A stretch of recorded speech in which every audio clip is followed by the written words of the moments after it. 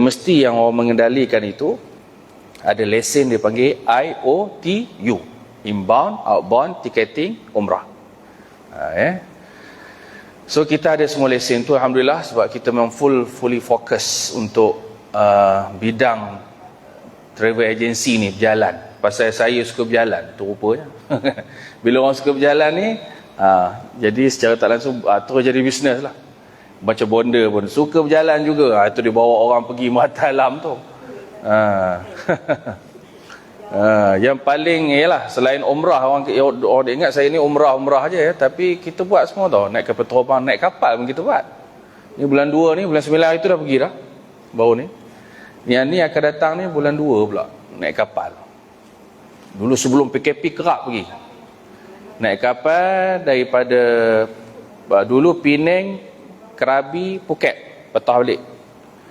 Sekarang ni banyak dia start daripada Port Klang. Port Klang, Penang, Krabi, Phuket. Tapi saya minta dengan Royal Caribbean ni kalau boleh, ataupun Star Cruise, kita nak naik daripada Penang je lah kan? Pasal orang Perak ni senang Penang. Jadi pendek katanya, inilah bisnes yang saya buat. Orang duk tanya mana Imam Muda Jabar ni, bila panggil ceramah susah benar nak datang. Itu dah duduk atas laut, atas gunung, atas padang pasir. Macam mana nak datang ceramah? Jadi sekarang ni saya fokus sikit untuk berkhidmat dengan masyarakat. Di samping saya buat marketing. Daripada bulan 8 hari itu, tengah bulan 8 balik haji. Lepas balik haji buat umrah pada bulan Muharram. Saya pergi sana, setting semua hotel di Mekah, Madinah. Lepas itu kita ada buat signing MOU dengan muasasah, dia panggil muasasah Husin Hijazi di sana lah. Ini saya cerita teknikal sikit lah. Kemudian dah signing, okey. Lepas tu semua grup dah pergi. Setiap bulan kita ada grup umrah. Setiap bulan. Baru yang terbaru balik pada 26 hari bulan September. 27 satu grup pula pergi Palestin pula. So kita Palestin kita pergi. Kita menggalakkan ibu ayah kalau dah pergi Mekah, dah pergi Madinah, pergi pula masjid yang ketiga. Apa masjid ketiga? Masjidil Aqsa. Pasang niat tu. Kumpul duit, kumpul tenaga. Ajak adik-beradik, ajak suami, ajak ahli keluarga kita yang ada kesempatan, ada keupayaan, kewangan, ada iltizam yang kuat untuk pergi masjid yang ketiga. Kerana bagi Rasul sallallahu alaihi wasallam sebut, la tashuddur rihal illa ila thalathati masajid. Janganlah kamu bersusah payah untuk pergi satu tempat melainkan 3 tempat ni. Pertama Masjidil Haram, yang kedua Masjid Nabi, yang ketiga Masjidil Aqsa. Pergi ni berbaloi dengan tenaga kita, dengan wang ringgit kita, semuanya mendapat balasan yang cukup besar di sisi Allah Subhanahu wa taala. Berbaloi daripada pergi Hawaii. Daripada pergi mana? Sekarang saya bawa balik Patani. Balik Patani pergi ke Hatnyai. Hatnyai merenyut orang. Apa hal dia mau pergi ke Hatnyai? Ramai sampai merenyut-renyut. Orang Melayu. Tanya orang mana? Orang Tambun. Orang Ulu Kinta, orang Batu 6, orang Batu 8. Apa hal buat sana, cari beras ke? Kalau beras tak cukup sini, pergi cari sampai ke petani. Itu ceritanya lah ya. Orang kita ni berjalan. Orang Melayu ni dia susah macam mana pun, cuti je dia berjalan. Jangan risau. Cuti je satu Ahad, ada je kenduri kendara. Memang tak ada masalah beras lah. Itu sikit sebanyaklah pengenalan diri saya. Jadi yang lainnya tuan-tuan boleh ikutilah dalam www.ajaktravel.com.my. Semua tu, rumah kita tu detail maklumat. Kita punya lesen apa semua. Ini penting sebab kita sebagai peneraju agensi ni yang berdaftar ni, kita cuba nak hapuskan. Kita bukan nak hapuskan lah. Kita nak kesampingkan ni yang orang buat agensi tidak berdaftar, lepas tu tak terbang, lepas tu banyak masalah. Jadi kalau berlaku masalah macam tu, orang nak adu kat siapa? Macam syarikat berdaftar, dia ada berdaftar. Dia dengan kementerian pelancongannya, dengan kementerian kewangannya. Tuan-tuan boleh tengok database dia, senang nak rujuk ke mana. Kan? Sebab itu cari syarikat berdaftar. Itu pertama dia. Yang hari ni orang tuan-tuan pergi daftar ni kadang-kadang tak tahu dengan siapa. Lepas tu ada masalah. Bila masalah udah tepuk dahi. Kita syarikat berdaftar bukan tak ada masalah, ada masalah, tapi kita akan selesaikan masalah pasal kita berdaftar. Kalau tidak, lesen kena tarik. Jadi kita akan buat betul-betul. Itu berbezanya. Sebab itu kita dah bincang baru ni dengan kerajaan negeri, dengan Jabatan Agama Islam, Majlis Agama Islam. Kita nak bagi briefing satu negeri Perak lah khususnya tentang pendaftaran syarikat. Bila tuan-tuan, orang ramai bila daftar umrah mesti dengan syarikat yang berdaftar, supaya tidak ditipu ataupun tidak menunggu nanti sampai berapa tahun tak terbang lagi kan. Jadi itu semua adalah untuk penyelesaian. Dan niat saya juga mengendalikan Persatuan Umrah Haji dan Ziarah Perak ni. Saya sebagai SU. Jadi kita memang buat betul-betul lah. Bawah PUHAS ni, dia nama PUHAS Persatuan Umrah Haji dan Ziarah Perak ni, bawah PUHAS ni ada 37 syarikat. Yang di negeri Perak saja yang berdaftar di negeri Perak, 37 syarikat. Jadi okey, kalau nak tuan-tuan nak pergi, 37 syarikat ni yang berdaftar.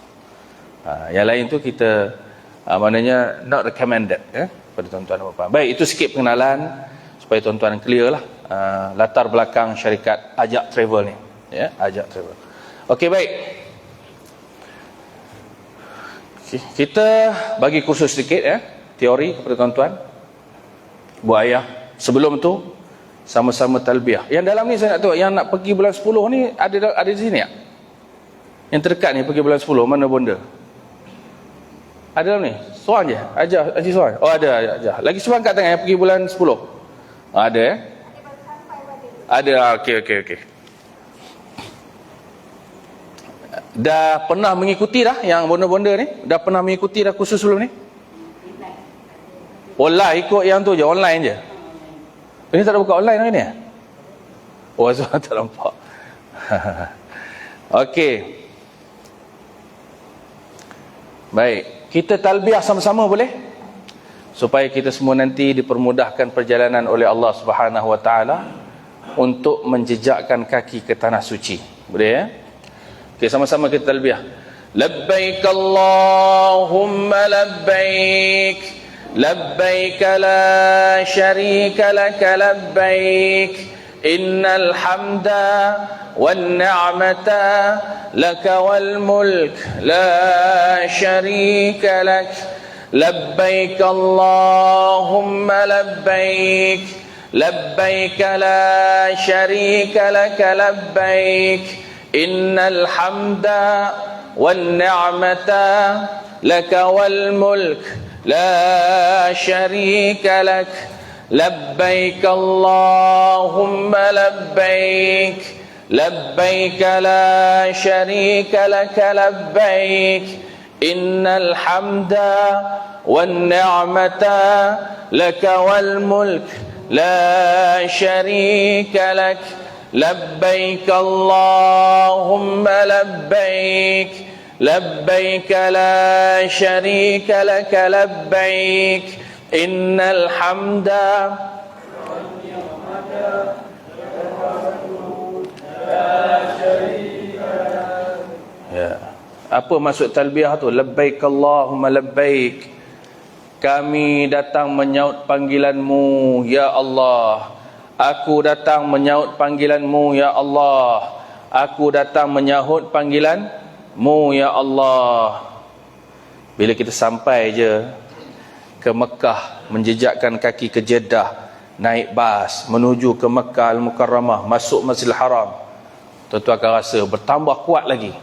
Labbaik Allahumma labbaik, aku saut suruhanmu ya Allah. Selama hari ini aku menunggu peluang untuk menjejakkan kakiku ke tanah sucimu ni ya Allah. Dah bertahun-tahun, hari tu nak pergi, tak boleh pergi, baru nak besarkan anak. Dah cukup duit nak besarkan anak, anak perlu masuk universiti, dah nak kena bayar yuran universiti. Bila dah cukup universiti, dah kumpul duit selang 4 tahun, dah cukup dah duitnya, dah cukup. Tiba-tiba anak nak kahwin, dah kena bayar kenduri kendara duit tadi. Bila dah cukup kendara, nak pergi, ini baru dapat pergi, ya Allah, setelah 30 tahun. Setelah 30 tahun barulah dapat nak pergi, kumpul duit sebagainya. Jadi kita pun pergi, kita baru rasa nikmatnya nak sampai ke tanah suci ni dengan pelbagai ranjau, dengan kena kumpul tenaga, kena kumpul duit, doa banyak kepada Tuhan. Sampaikan aku sampai pada hari ini, ya Allah. Jadi ibu-ibu dan ayah, itu perasaan bila kita lafazkan talbiyah ini. Sebab orang yang menjadi tetamu Allah, tidak syarat. Sesiapa yang menjadi tetamu Allah ni, dia mesti sihat 100%. Sihat sepenuhnya, confirm dia pergi. Confirm betul tak? Belum tentu orang yang sihat sepenuhnya sampai ke tanah suci. Ada orang kata duit mesti banyak baru sampai ke tanah suci. Tidak semestinya orang banyak duit dia pasti akan sampai ke tanah suci.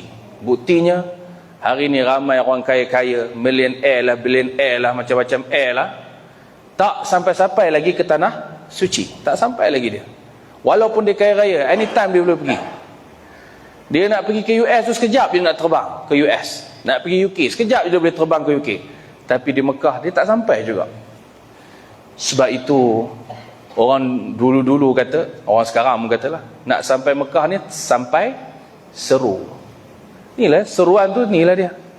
Bila Allah kata fulan bin fulan, makcik Rokayah, kamu akan sampai pada tanggal 16 bulan 10 2023. Tuhan kata sampai, sampailah.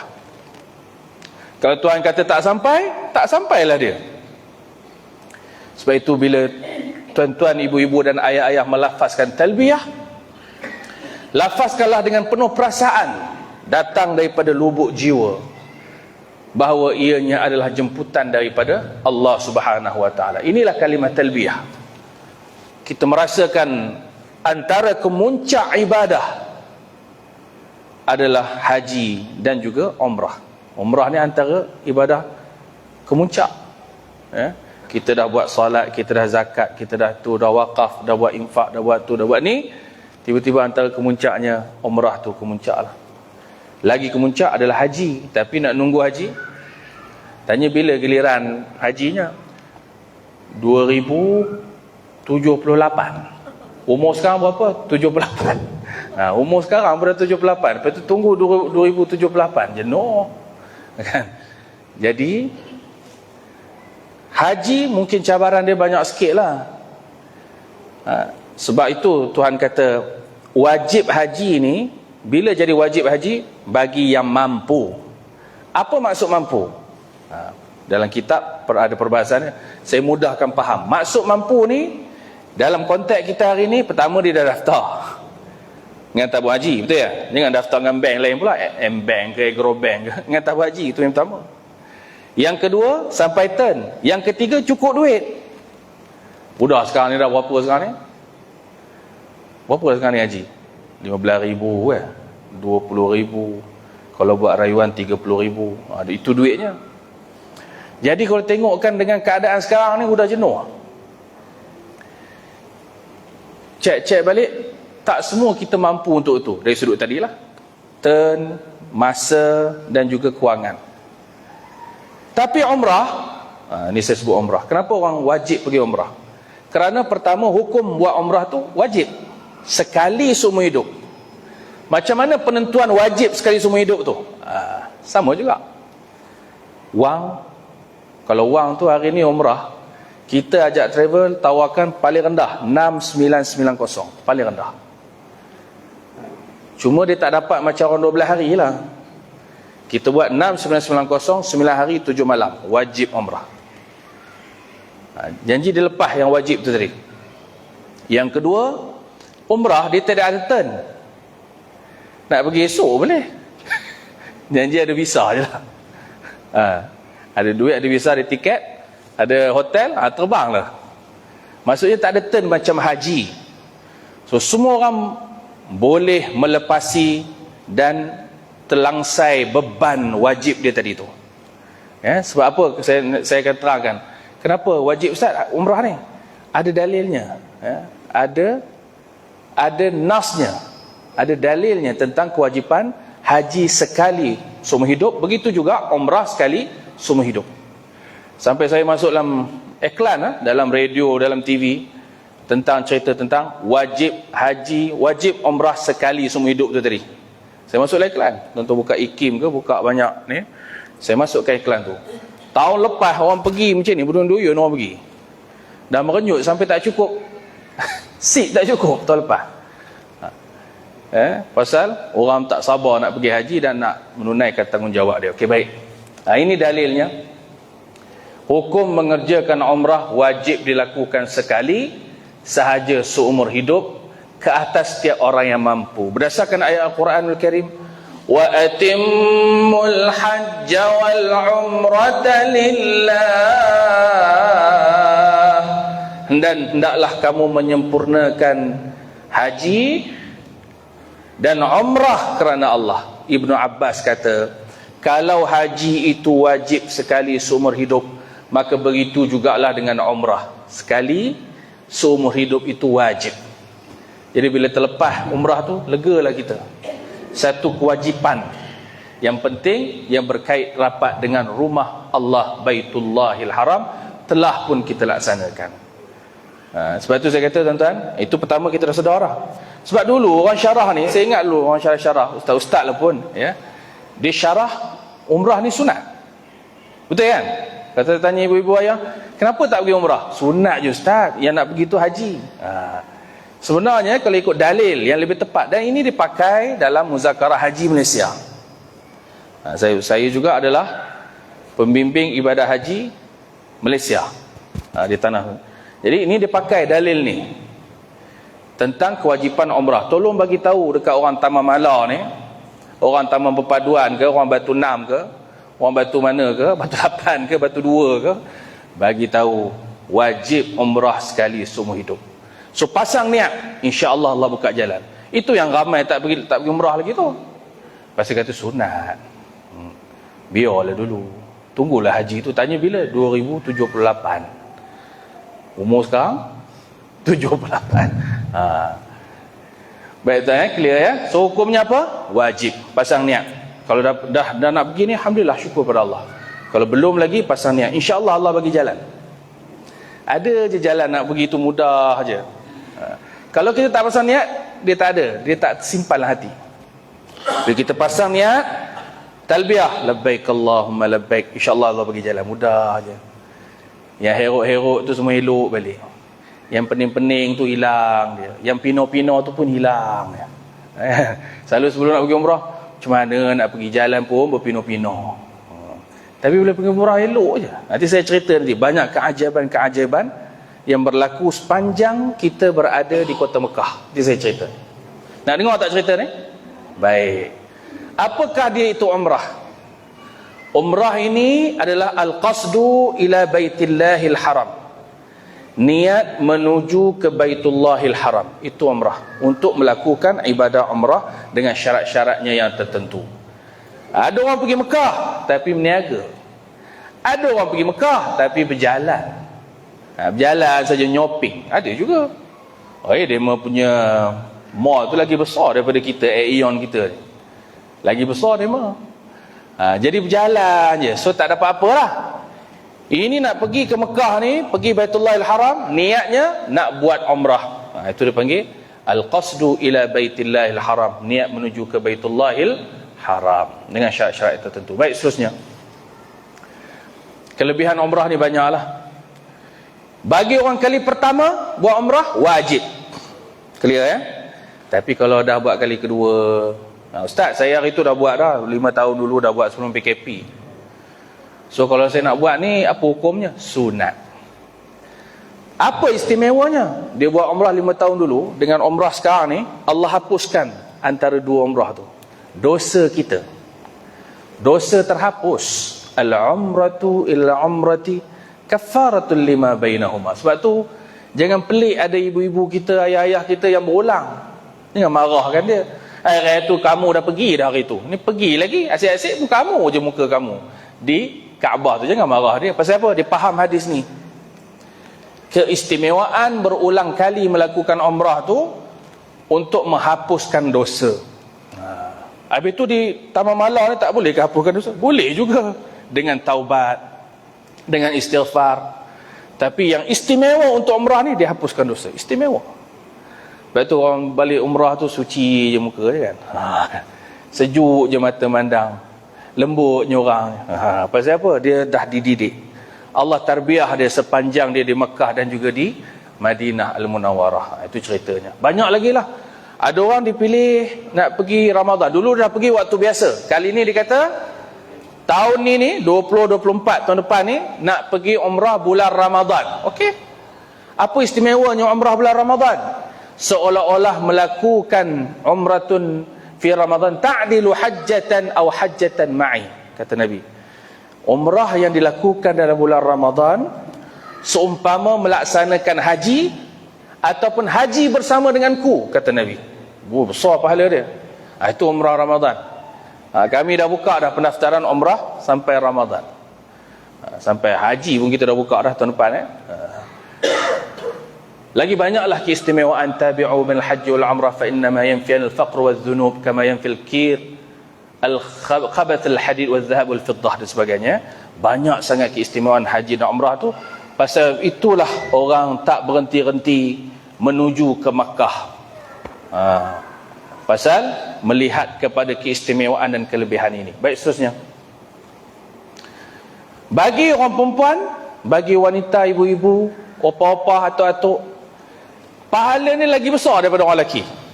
Kalau dia buat umrah haji ni, lagi besar daripada orang lelaki. Pasal apa? Kerana wanita, ibu ni, cabaran dia lagi banyak. Kalau kata orang lelaki ada cabaran, orang perempuan lagi banyak. Pertama, pada diri dia. Kalau yang masih haid tu kan, dia cabaran haid pula. Apa pahala? Dia pergi-pergi tiba-tiba haid. Mencabar dia tu, kesabaran dia, menunggu suci dan sebagainya. Itu satu. Yang kedua, orang perempuan bila pergi ke sana, dia meninggalkan macam-macam di kampung dia. Betul tak? Meninggalkan anak. Itu yang kadang sampai sekarang tak pergi-pergi lagi tu. Pasal apa tak? Biarlah abang je lah pergi dulu. Biarlah Minah pergi kemudian. Sebab siapa nak jagakan anak ni, kan? Bila anak dah besar, ajak pergi, abang lah pergi dulu. Siapa pula nak jaga cucu? Cucu pula. Lepas tu, lepas hari itu, siapa pula? Abang dulu pergi. Nanti siapa pula? Cicit pula. Atau bila nak pergi ya? Sebab itu, orang perempuan, ibu-ibu ya, mak-mak ya, hajah-hajah, bakal haji-hajah ni, kena buang perasaan tu. Malah kalau dia berjaya membuang perasaan itu untuk semata-mata pergi ke rumah Allah Subhanahu Wa Taala, dia boleh buang perasaan tu. Itu namanya jihad. Itu namanya apa? Jihad. Maknanya kalau ibu ayah berjaya pergi, kau mau pandai lah sendiri. Kau mau ada anak, kau mau ada ni semua, kau mau jaga sendiri. Bayar mak nak pergi Mekah, kena bagi berita ke anak kita. Apa mak pula nak mikirkan anak kamu? Kena betul apa itu. Kamu fikir anak kamu sendiri, kamu cari duit sendiri. Bila mak nak ke Mekah, itu baru betul. Itu jihad. Aisyah kata, qultu ya Rasulullah 'ala nisa jihad. Aisyah tanya pada suami dia, Rasulullah, wahai Rasulullah, wahai abang, adakah bagi wanita ni jihad? Apa jawab Nabi? Ya, mereka ada jihad mereka yang tidak perlu perang. Tak perlu perang, tak perlu angkat pedang, tak perlu angkat senapang. Apa dia? Haji dan umrah. Apa itu je dia punya jihadnya. Jadi orang perempuan ya. Tapi itulah yang susahnya kan. Bila anak tak ada masalah, anak tak ada masalah cucu, tak ada masalah cicit, kenapa tak pergi lagi? Tak ada siapa nak nengokkan ayam itik. Ayam itik pula. Sekarang ni bukan ayam itik ya. Kalau orang pekan-pekan ni bukan ayam itik. Kucing tak ada siapa nak tengok. Kucing. Jadi itu cabaran. Bila ibu-ibu berjaya lepas tu sampai ke Mekah, maknanya kita sudah sampai ke tahap boleh berjihad di jalan Allah SWT. Pahala besar lah. Kalau apa-apa berlaku, syahid. Dia jihad ni kan orang mati syahid. Apa-apa berlaku, syahid. Nilai pahalanya nilai yang syahid. Betul besar. Ya. Sebab tu saya puji ibu-ibu, ayah-ayah sampai sana tu. Kadang-kadang tu bukan kata Jalan pun dah tak apa dah. Saya pernah bawa seorang kira pangkat opah lah ya. Opah kita tadi itu boleh lagi ni kan. Ini dia kena berdua, dia macam ni jalan dia. Dan dua orang kena macam tu. Dia macam ni. Dua orang, seorang pegang sini, seorang pegang sini. Macam ni. Jadi jalan satu. Lepas tu jenuh saya mikir, macam mana nak tawaf ni kan? Saya tanya, macam mana nak tawaf ni, cik? Tawaf macam mana? Pakai kursi roda boleh? Tak apa, macam nak jalan dulu, cuba jalan. Lepas tu kan sa'i macam mana? Tak apa, baca jalan slow-slow, insya-Allah. Rupanya 3 kali umrah lepas rupa itu je. Itu keajaiban, dia saya cerita tu. Keajaiban yang berlaku di kota Mekah dan kota Madinah. Baik, seterusnya. Okey, bila sebut umrah tadi, kelebihan-kelebihan keistimewaan. Semua ibu ayah clear ya kenapa kita nak pergi umrah? Pahalanya, padilatnya, semua clear ya? Besar ke tak besar? Besar, sebab itu kita nak pergi. Kita orang Melayu ni jaranglah mikir nak berjalan tempat lain, tapi Mekah ni kuat kan? Kenduri kenara lah. Orang pergi hajnya tak ada kenduri kenara, tapi kalau pergi Mekah ni insya-Allah kenduri kenara ya? Okey, baik. Yang kelima. Ini yang pertama lah, yang bila sebut umrah, ini dia. Apakah dia amalan umrah? 5 perkara. Yang pertama, niat ihram. Cuba sebut ramai-ramai supaya lekat kat kepala ya. Yang pertama, niat ihram. Yang kedua, tawaf. Yang ketiga, sa'i. Yang keempat, cukur gunting. Yang kelima, tertim. Itulah umrah. Udahlah tu. Apa nak terangkan lagi? Nak terang lagi? 5 benda ni ya. Rukun umrah tu 5 benda ni. Jadi kalau tak buat benda ni, tak dinamakan umrah ataupun tak sah umrah tu. Pendek kata, 5 ni satunya kita tak buat daripadanya. Tawaf tak buat, 5 tolak 1 berapa? Bukan 4 dah, 5 tolak 1 kosong. Tak sah, bukan kata tak ni, tak sah umrah dia. 5 ni dia buat semua kecuali tak gunting rambut. Apa hukum dia? Tak sah umrah dia. Jadi dia kena buat semua ni, barulah lengkap umrahnya. Itu penting. Tuan-tuan kena pergi dengan agensi berdaftar dan mesti ada pembimbing. Yang kekeh yang sebelum ni main nak pergi, main lanyak je nak beli kapal terbang, terus terbang masuk Mekah, tengok-tengok ada orang buat umrah, dibeli kain ihram, pakai, terus buat tawaf. Apa masalah dia? Tak niat. Sebab apa? Tak ada pembimbing. Bila ada pembimbing akan ingatkan bila nak niat ihram. Contohnya, ibu-ibu, ayah-ayah yang akan terbang bulan Oktober ni, sebahagiannya yang akan terbang bulan Oktober ni, kita akan masuk ke Mekah dulu. Kita akan pergi ke Jeddah. Jadi nak niat kat mana? Tak perlu niat lagi hari pertama tu. Pasal trip ajak travel, dia akan bawa tidur semalam dulu di Taif. Kita tidur dulu di Taif ya. Jadi dalam kapal terbang tu tak payahlah niat dan tak payahlah pakai kain ihram. Tak payah lagi. Kain ihram tu bubuh je dalam beg ni. Bubuh je dulu dalam beg ni. Senang. Beg ni tarik open ni je kan. Kemudian beg ni juga boleh letak dalam kabin. Letak kat atas. Lepas. Jadi tak payah pakai kain ihram lagi hari pertama. Tak payah lagi niat pada hari yang pertama tu. Sebab kita akan bermalam dulu di Taif. Di Taif kita berjalan dulu, pergi ke Ladang Rus, pergi ke Pasar Buah, pergi ke mana lagi? Masjid Abdullah bin Abbas, pergi ke Old Town dia. Dia pun ada loken juga. Kita ada loken sini kan? Dema pun ada loken. Itu di Taif tu. Madu, beli madu, makan madu. Orang lelaki sukalah madu ni kan. Madu Taif, ibu ayah-ayah jangan lupa beli madu Taif. Special, antara madu yang sangat berkhasiat. Itu biar Mutawif cerita nanti. Jadi esoknya barulah bersiap. Dah tidur dulu. Kan dah hilang dah tergeliat-tergeliat apa semua tu, dah betul dah urat-urat tu. Minum sana, makan pagi kat sana dulu apa semua. Lepas tu kita pergi proceed ke Masjid Qarnul Manazil. Orang yang terus masuk Mekah, dia akan niat atas kapal terbang tu, setentang dengan Qarnul Manazil. Orang yang daripada jemaah hajat ni, dia akan bawah je, duduk kat bawah. Naik bas, kita berhenti, pasang niat, semayang, terus pergi ke Mekah. So yang pertama sekali, ni apa ni, ada ke Qarnul Manazil? Tak ada. Qarnul Manazil tak ada. Tak apa. Jadi yang pertama sekali rukun adalah niat ihram. Okey, niat ihram ditambah dengan wajibnya adalah niat ihram di miqat Qarnul Manazil. Okey, macam mana nak niat? Ini pertama kena buat, ya. Macam mana nak niat?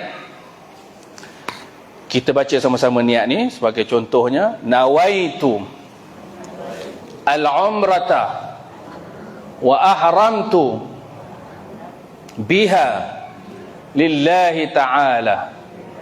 Sahaja aku melakukan umrah dan berihram dengannya kerana Allah Ta'ala. Ya, tu niatnya, ya. Sahaja aku melakukan umrah dan berihram dengannya kerana Allah Ta'ala. Dia bila niat ni, tuan-tuan dah haram. Ihram ni maksudnya dah haram. Haram melakukan 13 perkara. 13 perkara tak boleh buat. Nanti saya akan cerita apa benda 13 perkara tu tak boleh dibuat semasa niat ihram ataupun selepas niat ihram. Apa benda 13 perkara tu? Nanti last sekali, ya. Kalau saya lupa, ingatkan. Okey, baik, seterusnya. Lepas dah niat ihram tadi itu, teruslah. Labbaik Allahumma umratan. Terus sebut labbaika umratan. Ya Allah, aku dah nak buat umrah ni, ya Allah. Kemudian terus talbiyah sama-sama. Labbaik Allahumma labbaik. Terus. Dalam masa yang sama, jangan lupa. Biasanya saya akan peringatkan pada mutawif, tolong ingatkan para jemaah, mesti niat bersyarat. Laki ke perempuan ke niat bersyarat. Macam mana niat bersyarat? In habasani. Cuba ikut saya. Habisun famahalli haitsu habastani. Sekiranya aku tertahan sampai di Mekah, untuk sampai di Mekah dengan sesuatu halangan, maka di tempatku itulah aku bertahallul. Jadi ini untuk laki dan untuk perempuan, untuk muslimin, untuk muslimat, untuk haji dan untuk hajah. Bukan untuk orang perempuan yang haid je, bukan. Semua sekali disunatkan, malah Nabi galakkan. Sebab kita tak tahu ada halangan-halangan yang mendatang, khususnya yang berkaitan dengan kesihatan. Kita tak tahu. La samahallah, kita minta sihat je lah kan. Tapi ini dipanggil niat bersyarat. Dalam kita punya ni, kita kad kita name tag kita tu, kita akan sertakan dengan niat bersyarat. So nak peringat pada semua jemaah, name tag yang kita bekalkan kepada tuan ni, dia bagus name tag ni. Dia konon-konon macam ada chip lah, kan? Ni nama. Jadi tuan-tuan kena pakai, sebab ada nama sini, pasport sini. Jadi pasport tak perlu bawa. Masa di Mekah tu, pasport tu simpan je, ataupun nanti mutawif kita akan tolong simpan, atau kalau muassasah minta, kita bagi pada muassasah. Jadi tuan-tuan tak perlu pegang pasport. Pakai ni saja. Sebab itu mesti pakai ni. Apa tujuannya? Kalau hilang atau tak jumpa tempat, kat sini semua ada. Orang lain, orang Arab tu dia tengok sini, dia tahu dah nak kontak siapa. Nombor kontak pun ada, hotel apa pun ada kat situ. Jadi senang nak rujuk. Di belakang ni ada apa? Niat bersyarat. Niat umrah dan niat bersyarat. Bacalah, supaya kita tak lupa untuk baca tu tadi, ya. Ini membantu.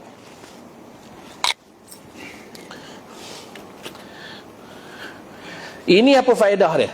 Sambil-sambil cerita pasal tu, saya cerita pasal ni. Tuan-tuan pakai ni benda ni, bawa selalu benda ni. Apa benda bag ni? Apa functionnya? Sini nak bubuh apa? Kitab. Bubuh kitab, bubuh Quran, bubuh zikir. Buku sinilah. Tasbih ke apa ke. Okey. Sini juga ada function apa dia panggil? Sini kalau katalah pasport, pasport masa kat kapal terbang tu, masa kat airport tu, pasport bawah sini. Pasport kalau dulunya macam-macam lagi, yang cucuk tu kena letak sini, nampak sini. Lagi apa? Buku-buku tak ada dah kan. Sekarang tak ada dah, sekarang canggih dah, semua dalam sistem. Baik tu ibu ayah semua dah buat biometrik. Pergi sana nanti tak payah dah bubuh biometrik tu, terus je. Jemaah ajak travel semuanya menggunakan visa umrah. Apa kelebihan visa umrah ni? Kecuali beberapa orang lah yang ada masalah, kita gunakan visa pelancong. Siapa yang ada masalah biometrik, kita boleh guna visa pelancong. Visa umrah ni apa kelebihan dia? Dengan muassasah. Kita dah deal dengan muassasah. Sebab itu kita boleh deal sana, semua pengurusan dah dibuat cantik dah, orang Arab buat semua dah. Sambut di hotel, sambut di airport, kemudian hantar ke hotel, hantar ke Masjidil Haram, semuanya dipantau. Itu bagusnya visa umrah. Kemudiannya ada coverage, ya. Ada apa? Ada coverage dari sudut insurans apa semua ni, coverage sampai tuan-tuan balik, ya. Yang lain-lain tu lebih kurang saja antara visa pelancong dan juga visa umrah. Okey, baik. Seterusnya ini Bir Ali, ini dia panggil miqat lah. Tak apa, saya tak perlu terangkan yang ni. Banyak lagi miqat-miqat yang lain. Kalau orang yang datang daripada Madinah, dia kena pergi yang tadilah, Zulhulaifah, Bir Ali. Bir Ali ni, dia kena pergi sini. Yang terbang terus masuk ke Madinah. Kita ada kapal terbang yang turun ke Madinah, ada juga kapal terbang yang turun ke Jeddah dulu. Jadi baliknya ikut bertentangan lah, sama ada balik ke Jeddah ataupun balik ke Madinah. Okey, baik, seterusnya.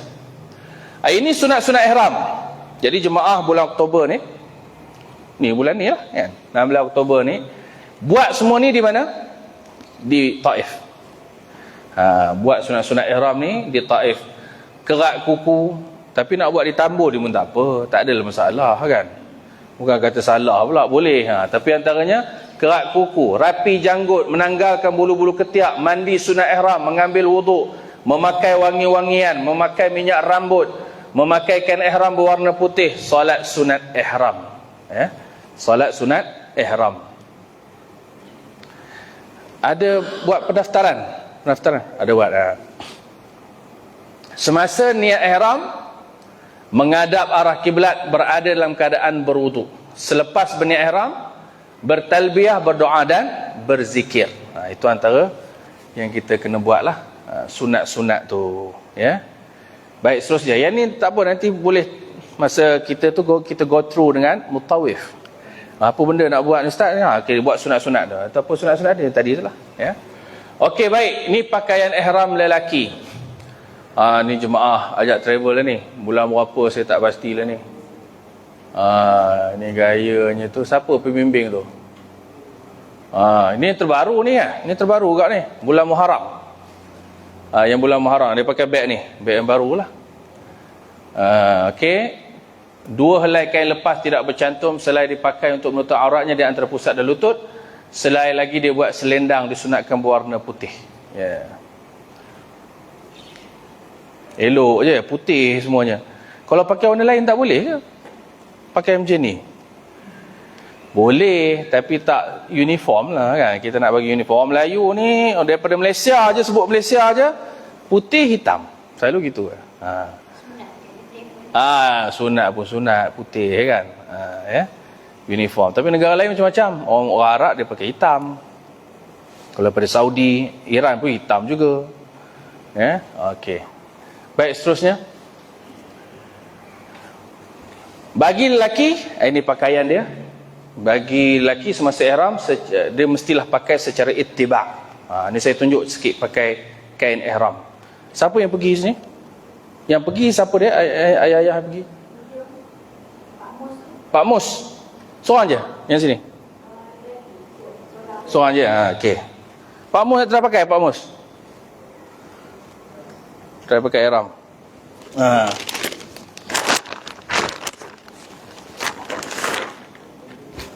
Okey. Kita tunjuk Pak Mus akan tunjuk skill pemakaian ihram lah. Boleh Pak Mus? Pak Mus nak pakai sendiri ke nak? Tak, tolong pakai lah Ustaz. Okey, ni cara orang lelaki pakai lah. So, kita menghadap ke sana, tunjuk ke orang lelaki.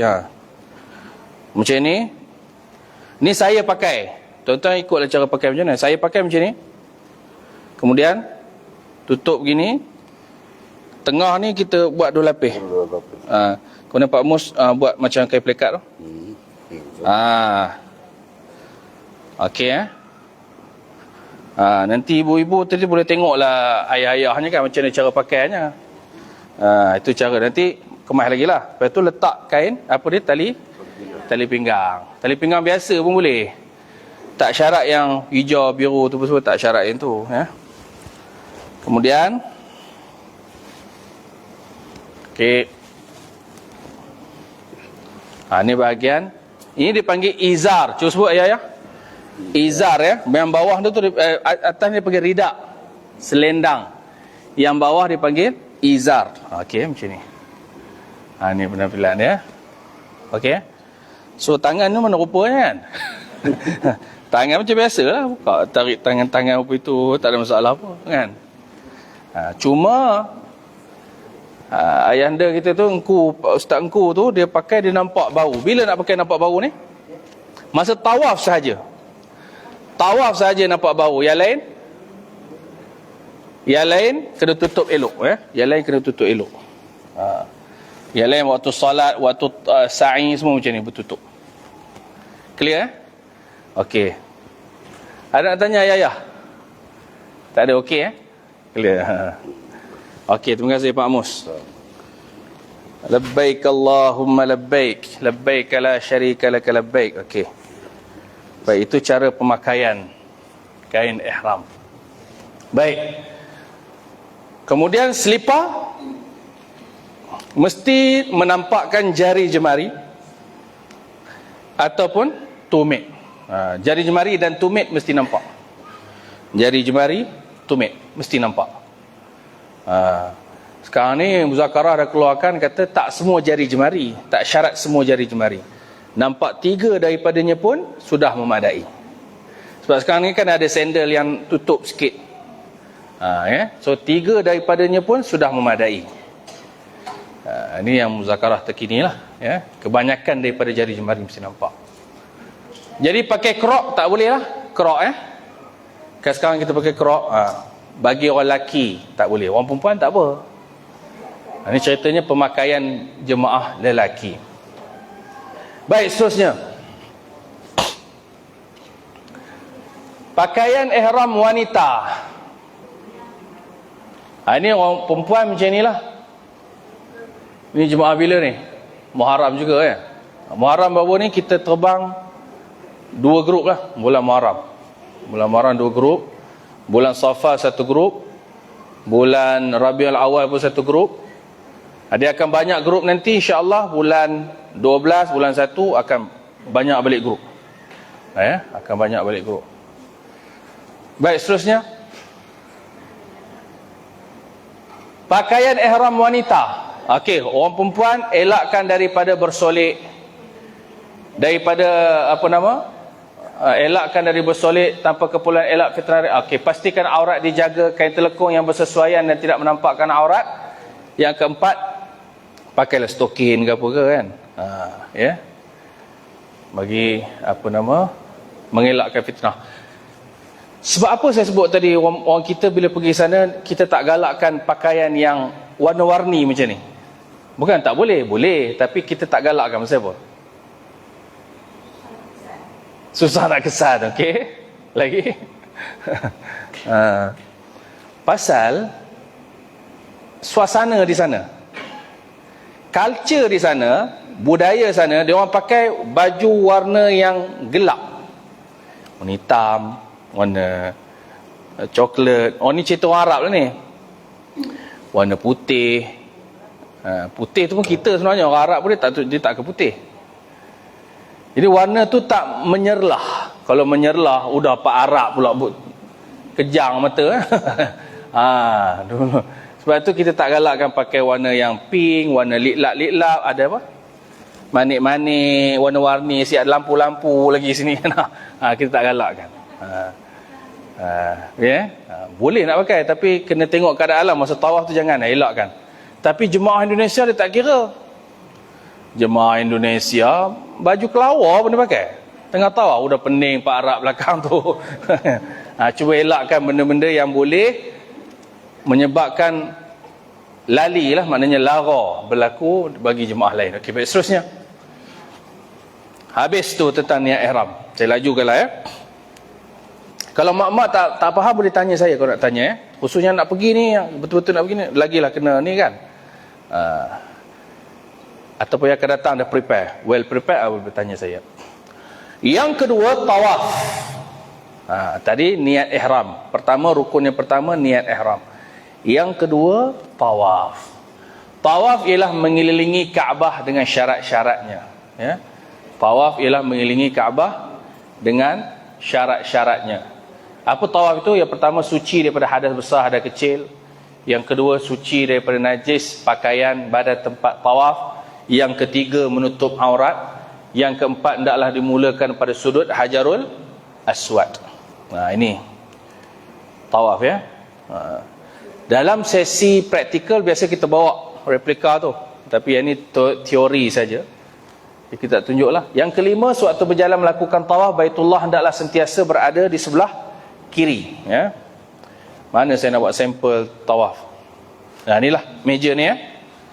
Okey, ni meja. Bayangkan ini Kaabah warna hitam. Nanti bawa kain je, senang, sekuk je warna hitam. Ada meja kuliah apa kan, sekuk je, senang. Okey, ni ya, ini Hajarul Aswad. Bau kita mesti sebelah menghadap ke Kaabah. Itu maksudnya bau kiri mesti menghadap sebelah Kaabah. Maksudnya apa? Bau kanan tak boleh menghadap Kaabah lah. Kalau menghadap Kaabah berarti kita tak buat tawaf. Tak sah tawaf tu. Jadi mesti macam ni. Yang tak boleh macam ni, bau kanan macam ni. Dia wrong way, salah jalan. Dia mesti macam ni. Jadi kita jalan pusing, straight.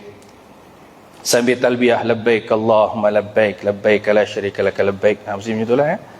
Jalan pusing. Sampai kat sini, Rabbana atina fid dunya hasanah wa fil akhirati hasanah wa qina azabannar. Baca doa. Ya, okey. Masa mula-mula tuan-tuan nak tawaf itu, niat dulu. Sahaja aku melakukan tawaf 7 pusingan kerana Allah Ta'ala. Cuba ikut saya. Sahaja aku melakukan tawaf 7 pusingan kerana Allah Ta'ala. Lepas tu kita buat macam ni. Bismillah. Ni sunat. Ni semua sunat. Bismillahi Allahu Akbar. Cuba. Bismillahi Allahu Akbar. Bismillahi Allahu Akbar. Bismillahi Allahu Akbar. Pasal apa kita buat macam ni? Seolah-olah kita mencium Hajarul Aswad. Sunat, antara sunat yang Nabi buat semasa nak melakukan tawaf, Nabi tu cium. Nabi pergi kat sini, Nabi cium Hajarul Aswad. Tapi senang tak kita nak cium Hajarul Aswad tu? Susah, mana maunya, nak kena rempuh lagi, nak kena apa. Jadi Nabi ajar, siapa tak boleh cium, pegang dia. Siapa tak boleh pegang, buat syarat. So siapa yang buat syarat ni, semua dapat Hajarul Aswad. Semua orang dapat. Masya Allah, hebat tak Nabi kita? Dia dah fikir orang. Zaman dia memanglah boleh cium Hajarul Aswad. Kemudian nanti umat dia 1400 tahun nanti, mana nak cium Hajarul Aswad, punya ramai menderu ke situ. Nabi dah ajar, Bismillahi Allahu Akbar. Ibu-ibu ayah semua tak payah nak rempuh-rempuh dah, tak payah. Semua dapat Hajarul Aswad. Bismillahi Allahu Akbar. Ya Allah, aku nak buat tawaf 7 pusingan kerana-Mu. Jalan. Apa nak baca? Tak ada spesifik doa yang kita kena baca. Tak ada spesifik. Bacalah daripada hati, itu yang terbaik. Ya Allah, ampunkanlah dosaku ya Allah, kedua orang tuaku ya Allah, orang yang telah meninggalkan kami ya Allah. Minta ampun dulu. Minta ampun. Taubat time tu juga taubat. Ya Allah, aku taubat padamu ya Allah. Banyak benar aku celupa ya Allah. Aku tembak orang tu, tembak orang ni, laser orang tu, bawa orang ni. Semua kan macam-macam dosa kita. Ngadu terus ke Allah. Jangan mengadu kat orang lain, mengadu kat Tuhan kita. Ampunlah dosa aku ya Allah. Minta ampun tu barulah minta hajat kita. Lepas dah minta istighfar, taubat apa semua tu, minta pula hajat. Ya Allah, ya Tuhanku, sihatkanlah sakit aku ni ya Allah. Darah tinggi, darah rendah, semua ada. Tak cukup darah, semua minta. Cukupkanlah ya Allah, ni sakit-sakit aku sendi apa semua ni. Minta dengan Tuhan. Masa tengah tawaf tu minta. Boleh tak Ustaz, saya nak doa saya pakai buku? Boleh. Boleh. Tapi hati-hati bila pakai buku ni. Kadang-kadang tuan-tuan pakai buku tu, minta terlalu tumpu dengan buku tu, udah keluar Masjidil Haram. Itu yang risau tu. Jadi boleh, tapi jangan terlalu tumpu sangat, khusyuk sangat tu sampai terkeluar. Lari lah, tengok grup tak ada dah. Itu berlaku juga. Sebab itu saya kata, yang mula-mula ni dengan bila ikut je mutawif, kalau mutawif tu baca, kita boleh ikut. Tak boleh amin. Tak boleh amin, baca doa kita daripada hati, baca aja. Okey, itu satu. Jadi bila dah pusing apa semua, 7 pusingan, maka selesailah tawaf kita.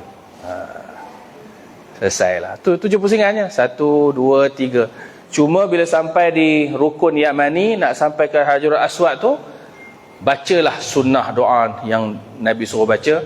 Rabbana atina fid dunya hasanah wa fil akhirati hasanah wa qina azabannar. Mudah benar buat umrah ni. Nabi ajar doa yang dah biasa kita baca. Kalau baca doa yang susah-susah, dah jenuh pula nak menghafal satu. Dulu pernah orang tanya saya, Ustaz, saya susah nak pergi umrah Ustaz. Panjang benar doanya. Pasal dia dapat umrah tu daripada buku ni, buku umrah tu. Kan, ramai yang sebelum ni faham. Sebab tak ikut kurs umrah lah, dia faham umrah tu dalam buku ni. Oi Ustaz, saya tak hafal lagi doa-doa ni Ustaz. Macam mana gaya nak pergi ni? Mana suruh hafal, tak suruh hafal. Baca pun tak berapa reti lagi Ustaz. Saya baru Iqra' 6. Baru Iqra' 6. Macam mana saya nak baca? Siapa suruh mesti kena baca ni? Tak suruh. Doa ni bahasa Melayu pun boleh, tak ada masalah apa. Cakap Perak pun boleh. Ya Allah, aku ni banyak benar dosanya ya Allah. Apa nak buat ya Allah, Raban tebe benar. Bahasa Tuhan faham. Itu je. So mudah saja ibadah ni. Sebab tu bila kita terang macam ni, ramai kata, oh senang je umrah ni. Ada satu lagi yang orang tak pergi umrah pasal apa? Dia kata, saya takut benar Ustaz nak pergi umrah ni, dosa banyak benar. Takut kena peti. Orang kena peti. Tu saya kabarkan, Mekah ni jarang lah peti. Hujan pun jarang. Sebab kalau sekali hujan tu memang banjir, kan? Jadi buangkan tu kita punya pemikiran-pemikiran yang mestika tu. Kan selalu ramai orang takut peti, bila pijak je tu terbelah bumi lah apalah. Itu mestika. Buang tu pemikiran-pemikiran macam tu. Rupanya Mekah, Madinah ni tempat orang banyak dosa. Saya banyak dosa tu yang berulang ke sana tu. Mekah, Madinah ni tempat orang yang banyak dosa pergi untuk apa? Dekat diri dengan Tuhan. Datangkan rasa khusyuk, supaya bila kita balik Malaysia ni, khusyuk tu datang, suci hati. Itu tujuan Mekah, Madinah ni.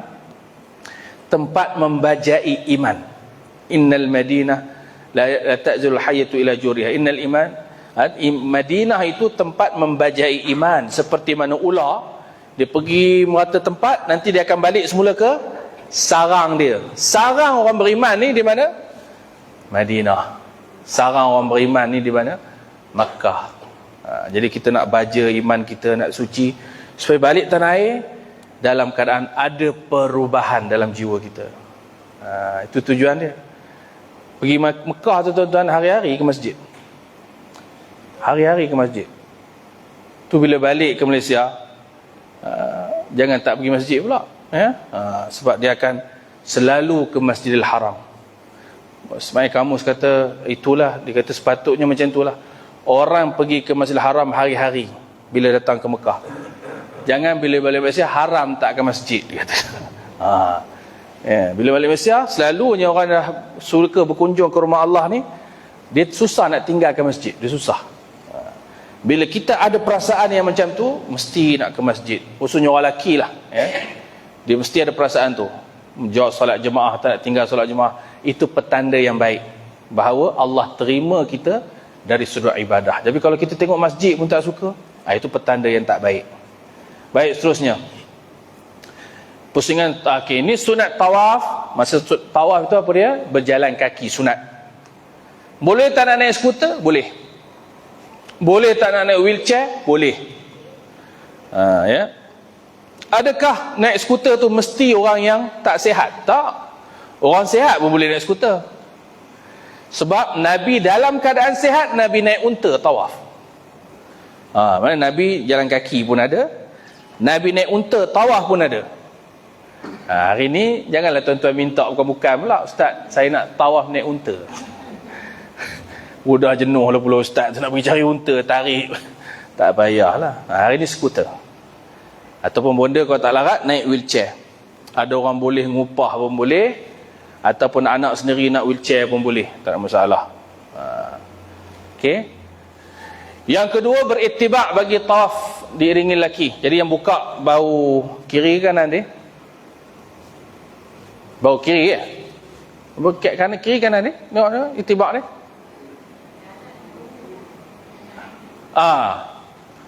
Kanan. Kanan, buka bau kanan, ya. Itu sunat dalam tawaf saja. Kemudian apa lagi sunat? Berlari-lari anak.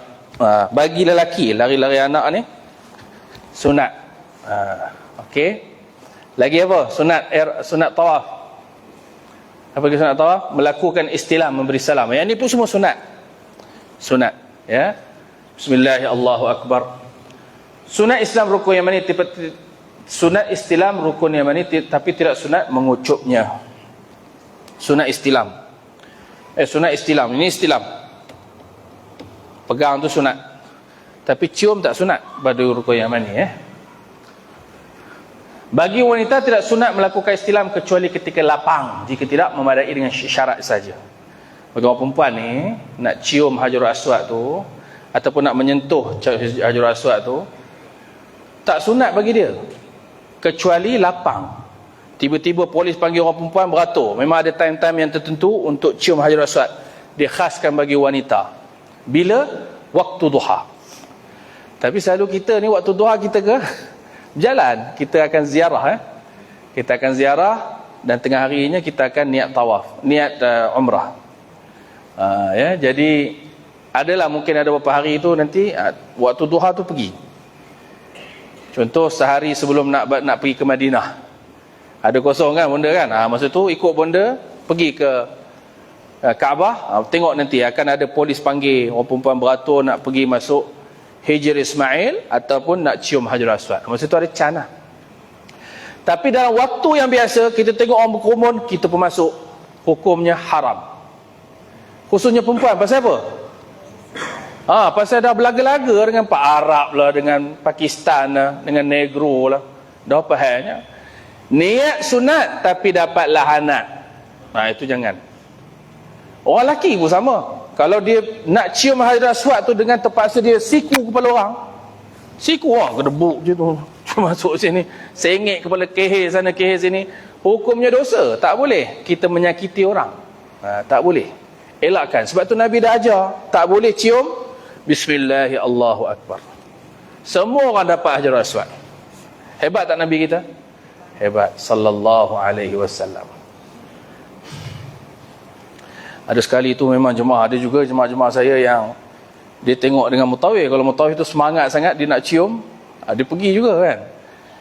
Kalau mutawif tu kata tak apa, kat sini pun kita dah boleh doa dah, tak apalah, faham. Tapi ada setengah mutawif dia sendiri nak cium dan dia nak bawa jemaah, jenuh lah seorang-seorang dia kena bawa. Kalau dia boleh bawa dalam keadaan okey, dia kepung okey, semua okey lah, tapi dalam keadaan yang biasa baik jangan.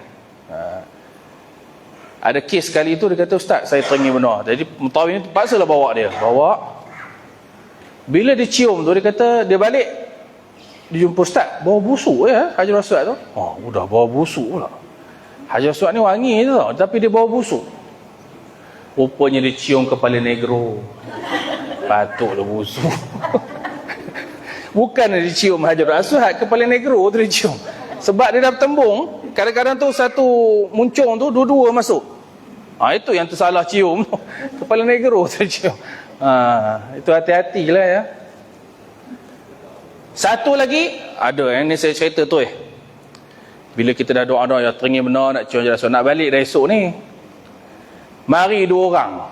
Dia kata saya offer, okey baik, ibu mau cium Hajar Aswad. Kalau mau cium Hajar Aswad, mari saya bawakan.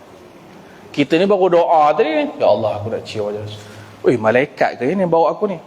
Dia pun bawa kita kepung, dia peluk pula kita tu. Kan, makcik-makcik yang dia peluk je. Dia peluk, ngek, cium. Kita pun keluar, alhamdulillah dapat cium Hajar Aswad. Ibu 700 rial ya. Rupanya bukan peri. Dia minta berapa? 700 rial. Ada bawa 700 rial time tu? Mana ada. Saya tak bawa ni, tapi 100 rial ada dekat bilik tu. Dia turut kita sampai ke hotel. Itu namanya sendikit. Hati-hati. Selalu jemaah, saya tanya balik, kenapa boleh terikut tu? Tak ada ke hari tu Mutawif pesan dah, tapi seteringin benar. Dah teringin, tak boleh kata apa lah. Sanggup bayar 700 rial? Bayar. Kan, 500 rial, 300 rial, 100 rial. Paling murah saya dengar tu 100 rial lah. Dia ada 100 rial dia bagi. Tak apalah ustaz, saya niat nak bagi je. Tak apalah. Dia niat nak bagi, tak apalah. Kan? Tapi itu saya pesan betul-betul lah. Dalam keadaan-keadaan situ, ada orang mengambil kesempatan. Kalau betul kita niat sedekah, silakan. Kalau tak, janganlah. Ya. Baik, solat sunat 2 rakaat setelah selesai tawaf di belakang makam Ibrahim. Okey, habis tawaf 7 pusingan, mutawif akan bawa ibu-ibu, ayah-ayah semua pergi ke belakang makam Ibrahim. Allahu Akbar. Solat sunat 2 rakaat. Solat sunat selepas tawaf. Selesailah tawaf kita. Rukun yang keberapa?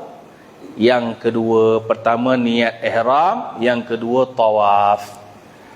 Dah duduk tu, kita ambil lah gambar sekejap. Relax dulu. Okey, next. Jangan tunggu lama. Kalau duduk lama, seronok benar duduk. Dah lenguh ni tadi. Malas nak bangun, dia kena terus. Jangan kata, ustaz boleh tak nak balik hotel dulu? Nak rehat dulu, nanti saya sambung esok pula buat tawaf. Nak buat sa'i. Udah lebu lah. Selesaikan. Okey, biasanya kami tanya dulu, okey larat tak nak berjalan? Kalau tak larat, kalau larat berjalan, kita jalan. Kalau tak larat, naik skuter. Kita tunjuklah mana tempat skuter. Tapi biasanya untuk kali pertama okey je. Semua berjalan je. Kan? Jadi kita pun naiklah jalan kaki pergi ke Safa.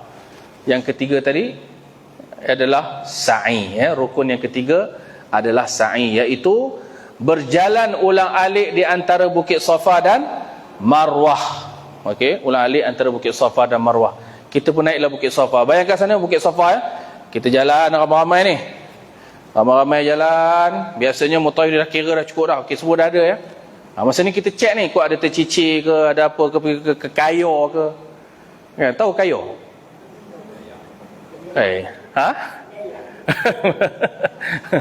Bilik air. Pergi ke bilik air, kayo. Orang sini, orang tamu tak tahu tak tahu. Kayo tu ke bilik air. Bilik air tahu? Bilik air. Orang tak, bukan orang Perak ke? Ya betul. Okey. Pergilah ke bilik pergi bilik air tu. Kita check dah lengkap baru kita jalan. Ataupun orang tu yang grup belakang tu dia kata tak apa ustaz jalan dulu. Saya tahu dah sikit jalan ni, saya dah biasa. Tak apalah. Jadi kita pun berjalanlah sekali. Pergi ke Bukit Safa. Inna Safa wal Marwata min sya'airillah. Ini Bukit Safa ini Bukit Safa. Lepas tu kita pasanglah niat. Itu Bukit Safa. Tuan-tuan tengok. Gambar tu, itu Bukit Safa. Kita pasal niat saja aku melakukan sa'i, ulang alik sa'i, 7 pusingan kerana Allah. Kita pun jalan. Dia jalan je. Jalan. Kena baca apa-apa ke? Bacalah apa-apa. Nak tengok buku boleh, nak sendiri pun boleh. Sampai lampu hijau, orang lelaki, ayah-ayah ya, lari sikit. Lepas tu, jalan balik. Jalan balik sampai ke mana ni? Bukit apa ni? Marwah. Lepas tu pusing Bukit Marwah, jalan balik. Nampak Kaabah, Bismillahirrahmanirrahim. Bismillahirrahmanirrahim. Nampak Kaabah. Sampai lampu hijau, lari sikit. Jalan balik. Jalan saja, ulang alik. Kalau tak baca apa-apa, sah tak? Sah. Sama lah tawaf tadi, tak baca apa-apa pun. Jorongin. Tahu jorongin? Tahu tak, kalau jorongin tak tahu. Jorongin. Sah. Sebab ibadah umrah dan haji ni 90% adalah perbuatan. 10% je niat. Niat tu je yang kita lafaz. Yang kita lafaz. Yang lain tu semuanya perbuatan. Jadi jalan je lah. Sampai balik di Safa. Kemudian patah balik ke Marwah. Macam ni. Ni Safa, Marwah, Marwah, Safa. Safa, Marwah, Marwah, Safa. Kita pusing sampai 7 kali. Macam mana kiraan 7? Kiraan 7, Safa, Marwah 1, Marwah, Safa 2. Jangan ibu ayah pusing ya. Safa, Marwah, Marwah, Safa 1. Itu salah. Itu dah jadi 14. Sebenarnya berapa? 7 saja, iaitu Safa, Marwah 1, Marwah, Safa 2, Safa, Marwah 3, Marwah, Safa 4. Sampailah berakhirnya di mana nanti? Marwah ke-7. Itu saja. Senang je lah. Bunyinya senang lah kan? Tapi insyaAllah Allah senangkan. Allah akan mudah. Berapa jauh? Itu soalan saya nak dengar tu. Daripada Bonda tadi kan. Jauh ke Ustaz? Taklah berapa jauh. Setengah kilo satu pusingan tu. 473 meter. 500 meter lah satu pusingan. Kali 7, 3.5 kilo. Kalau kita sini 3.5 kilo daripada Taman Malar ni ke mana? Pekan Tanjung Mutan ada? Pekan Tanjung, ayah-ayah, ada 35 kilo Jadi kalau nak biasa yang ni, nanti ni balik ni kerang, jangan naik kereta, jalan kaki. Jalan kaki ke Tanjung Mutan tu. Itulah jaraknya 3.5 kilo. Sebab tu ini saya kata, ini antara keajaiban yang Allah beri kepada tetamu-tetamunya. Kita tak pernah berjalan seumur hidup ni. Daripada sini ke Tanjung Rambutan berjalan kaki. Ada berjalan kaki? Saya ikut dulu maraton. Maraton dulu daripada Batu Lapan, pusing ke mana tau, sampai ke Pekan Tanjung, pusing balik, pergi ke PGA, PPH, patah balik ke Batu Lapan. Itulah kot. Kan? Logiknya kita tak pernah berjalan rupa itu. 3.5 kilo. Kalau boleh pun Allah terplay out. Tapi hikmah bila mana kaki kita menjejakkan bumi Mekah ni, Allah bagi jalan elok je. Woi, cek 3.5 kilo baru sa'i, tawaf lagi. Tawaf di bawah tu apa jauh? Yang bawah tu kalau keadaan biasa, kalau dia ramai lah ya, satu pusingan 300 meter ke 300,5 meter satu pusingan. Mana kalau 7, 2 kilo lah. 2 kilo. 7 pusingan tu 2 kilo. Tawaf 2 kilo. Yang atas ni 3.5 kilo. Berapa? Udah 5.5 kilo. Pernah berjalan 5.5 kilo. Sini ke mana? Bercam kan? Kalau sini dia boleh pintas bercam kan? Sampai Pekan Bercam tu kot. Ya, sampai Pekan Bercam 5.5 kilo. Itu. Allah bagi kekuatan itu semasa kita pijakkan kakinya di bumi yang suci. Yang kata tak larat berjalan tadi ni. Tapi kena juga stres lah, kena juga apa kata, warm up juga. Kita kena cuba juga lah warm up tu, tapi tak payah sampai 5 kilo. Pusing taman ni pun cukup dah. Pusing mana tu? Tawaf. Mana pergi tu? Sa'i. Kan? Saya yang jemaah-jemaah saya di Kuala ke di mana ke, saya tanya apa buat petang-petang. Ni tawaf dulu ustaz, nak berlatih ni. Ustaz kata 10 kilo. Kalau kita 10 kilo 10 kilo tu macam mana? Kalau ibu ayah tawaf di tingkat satu pusingan tu 1 kilo. Kalau di tingkat satu, tingkat 2, bukan di dataran ni. Tingkat 1, tingkat 2, tingkat 3 tu kan. Satu pusingan 1 kilo. Kalau 7 pusingan 7 kilo campur dengan sa'i 10.5 kilo. Yang tu yang atas tu. Ada tak jemaah kita? Ada.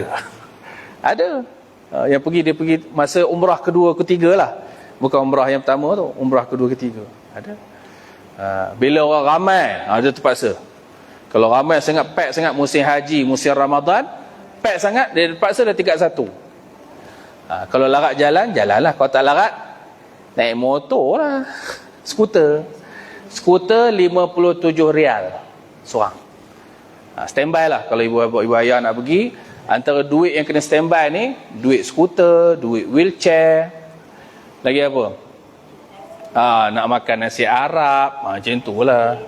Lagi apa? Nak beli aiskrim. Nak beli aiskrim, lepas tawaf tu nak rasa aiskrim, kan? Macam mana rasanya? Itu dia kebab. Itulah duit-duit macam tu. Sebab package kita cover. Ibu ayah ikut jajak travel, kita cover semua. Basnya kapal terbang, bas, tour guide, apa lagi? Makan, minum, hotel, semua cover lah. Cuma kalau dia nak train, ada package yang kita cover train, package yang mahal lah. Package yang mahal kita cover train. Kalau tak ambil package yang mahal, kita maknanya tu boleh tambah, train tu boleh tambah. Kalau naik train, ini cerita naik train pula. Dah boleh cerita dah train? Belum ke? Kalau naik train, saya lupa cerita. Naik train, dia beza dengan naik bas. Bas kita sediakan. Kalau tuan-tuan tak beli train pun, naik bas, naiklah bas. Tak ada masalah, memang dah sedia. Perjalanan daripada Mekah nak pergi Madinah tu 6 jam. 6 jam. Kalau one way terus macam tu. Tapi kalau campur stop lagi, jadi 7 jam, kadang 8 jam. Naik train 2 jam suku. 2 jam suku. Kalau dia berhenti 2 tempat. Kalau straight saja 1 jam 45 minit. Itu beza dia. Macam kita naik ATS ke KL. Boleh faham lah? Itu naik train lah. Baru duduk je, tak ada nak tidur pun tak ada lagi, dah sampai dah. Itu 1 jam 45 minit kalau naik train. Bonda pun ada nak naik train katanya. Keruk dia ramai nak naik train. Oh, semua naik train? Bonda. Okey, baik. Lain? Kemudian? Okey, syarat sah sa'i ni tak apalah. Maknanya perjalanan dia tu seperti tawaf sama dengan tawaf haji, bermula di Bukit Safa dan berakhir di Bukit Marwah. 7 kali ulang-alik dengan yakin. Hendaklah di sa'i di Batul Wadi. Batul Wadi ni tempat yang sedia maklum lah, tempat yang jalan tu ya. Okey, ni ada sikit, tak ada ibu-ibu sentuh pun. Perkara yang membatalkan, tak ada sebut tadi ya. Perkara yang membatalkan tawaf terlepas. Ni dia. Perkara yang membatalkan wuduk. Okey semasa tawaf, ni saya patah balik sikit. Semasa tawaf, hukumnya sama macam kita salat. Salat kalau kentut, batal tak? Batal. Kalau kencing, kalau terberak ke, cirit ke, batal. Sama hukumnya. Tidur yang tidak tetap papan punggung, menyentuh kubul atau dubur dengan tangan, berlaku sentuhan kulit antara lelaki dan wanita dengan syahwat. Yang ni je kita ada sikit penambahan. Dan ini diguna pakai dalam muzakarah tabung haji seluruh Malaysia. Maknanya kalau berlaku sentuhan kulit lelaki wanita yang ajnabi, mana bukan mahram kita, termasuk suami, biasa kita pakai batal, betul kan? Kalau di Mekah, kalau dia batal kalau sekiranya ada syahwat, baru batal. Kita pakai yang tu. Maknanya kalau tersentuh tangan suami itu, biasa kan, siap abang ni, saya tengah marah kan, tak ada syahwat kan, itu tak batal. Tapi kalau sentuh tu syahwat, itu batal. Kenapa kita pakai yang ini? Ada dalil lah, saya tak ada kupas dalil tu panjang. Tapi secara kesimpulannya, biasanya memang mudah berlaku sentuhan, terutamanya semasa tawaf. Dengan siapa ni? Bukan dengan suami kita, dengan orang lain. Kadang tu tangan tu macam ni, dah tahan tangan masuk dalam apa? Tudung kan. Kaki dah pakai stokin, semualah cukup dah. Udah belaga dengan Pak Pakcik Turki tu, dia suka macam ni. Bila dia nak seberang tu, dia rempuk tebuk gitu. Kita dah macam ni lah. Mana time tu ada syahwat dah. Dah tak ada syahwat dah. Marah lagi ada. Jadi berlaku sentuhan kulit tak? Berlaku. Sentuhan yang tanpa syahwat tidak batal. Itu kita pakailah. Bayangkan kalau kita pakai pandangan mazhab Syafi'i, ini ada dua pandangan. Satu kata batal, satu kata tak batal. Kita pakai yang tak batal dalam keadaan ini, darurat. Kalau kita kata kena ambil uduk, batal kena ambil uduk, berapa kali kena pusing? Kan? Ulang balik ambil uduk, pusing balik. Ambil uduk, pusing balik. Bila nak selesainya? Sebab laki dan perempuan duduk sebelah-sebelah, tak ada aturan. Maksudnya ya, tempat yang sama. Laki pun situ, perempuan pun situ. So kita pakai pandangan berlaku sentuhan kulit laki dan wanita dengan syahwat baru batal. Kalau tak ada syahwat, tak batal. Ya. Tapi kalau kentut tu batal, apa nak buat? Tengah-tengah tawaf kentut, apa nak buat? Ambil lah wuduk, janganlah Ustaz apa nak buat ni Ustaz? Udah pening sampai dah lupa dia apa nak buat. Ambil wuduk balik lah. Ambil wuduk balik. So ambil wuduk balik, kita sangat sarankan ya, sangat sarankan ibu ayah semua pakai spray ni, senang. Tak pun botol mineral tu kecil tu. Botol tu function dia kat mana? Dia letak kat sini. Letak kat sini. Senang, bawa je. Dalam kapal terbang berupa ini, kat Mekah berupa ini, Madinah berupa ini, pakai macam ni. Tu bila tak ada wuduk, kalau cari bilik air kat mana? Luar tu. Silap keluar nak masuk balik dah tak reti dah. Jadi pakai spray ni, cari tempat perempuan, ambil wuduk, masuk muka, sapu. Kan lagi tangan, cek, sapu. Buat yang wajib. Sebab nak cepat kan, grup tu dah berjalan dah tu. Selalu ustaz-ustaz dia tak berhenti. Mana nak berhenti ya? Macam air tu jalannya. Cuma bagi signal lah kat grup dalam kumpulan, saya nak ambil uduk dulu ya. Okay, tak apa. Suami keluar kejap ke, ataupun ada seorang teman ke, duduk tepi, ambil uduk, masuk balik. Jumpa kat mana? Makam Ibrahim tadi. Ya, kalau nak start balik, maknanya dah ambil uduk, masuk balik, patah balik sikit belakang macam ni. Lepas tu jalan. Agak-agak lah tempat tu kan. Boleh ya? Baik, lagi ada apa nak tanya? Tadi kita dah sa'i kan? Okey, cuma saya nak kaitkan tadi, sa'i tak syarat kena ada wuduk. Itu saya nak kaitkan tadi. Tawaf macam solat kena ada wuduk. Mana sa'i tak syarat ada wuduk. Katalah terkentut masa sa'i tu, tak payah ambil wuduk balik. Sunat saja kalau nak ambil wuduk. Sebab itu orang yang haid dalam musim haji, dia boleh sa'i, dia tak boleh tawaf je, sa'i boleh. Ya. Clear itu peraturan. Kita tanya kenapa macam tu? Peraturan Allah dah buat untuk kita. Nabi dah sebut kepada kita untuk memudahkan umat ni. Baik, seterusnya. Baik, pergi kepada tadi, dah habis tadi. Habis kot sa'i tu. Sa'i tu habis kot. Dah terang dah tadi. Okey, ni gambar-gambar sikit lah. Pengenalan lampu hijau, belakang anak, pasal haji, lelaki macam tu. Okey, seterusnya. Ini suasana bila lengang. Macam ni lah. Kalau tak lengang, mana rupanya? Tu. Itu, yang ni gambar ni tak salah saya, musim haji ni. Musim haji baru ni. 4 juta. 4 juta orang. Yang rekod masuk 2.5 juta tak salah saya. Tapi yang mari daripada padang pasir, daripada bukit Bukau ni, sampai jadi dekat 4 juta jemaah haji. Bulan puasa ramai, lagi ramai. Bulan puasa tahun lepas hampir 1 bulan tu 20 juta. Kalau haji dia boleh limit lagi 4 juta. Masuk Ramadan, setiap hari tu ada je sampai jumlahnya direkodkan 20 juta orang. Tapi sekarang ni tengah lengang. Sekarang ni. Maknanya bulan Rabiul Awal, daripada Muharram hari tu lagi pun dah lengang. Muharram di Madinah masa saya pergi tu, jemaah haji tak balik lagi. Saya dah balik haji lah. Saya patah balik bawa jemaah umrah Muharram. Jemaah haji ada lagi di Madinah. Lepas tu surut, Mekah surut, Madinah surut.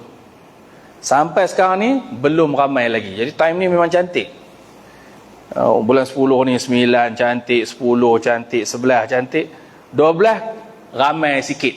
Dia tak ramai penuh sangat sebab Malaysia ada cuti kan. Sebab Malaysia lengang. Malaysia time ni lengang. Baik, seterusnya. Laluan kerusi roda ke laluan sa'i dan dari Bukit Safa dan Bukit Marwah. Okey, ni laluan kerusi roda lah. Kalau ada ibu-ibu yang pakai, ayah-ayah pakai ni, ini laluan dia. Itu siapa yang tolong suruh, sama ada upah ataupun keluarga kita lah.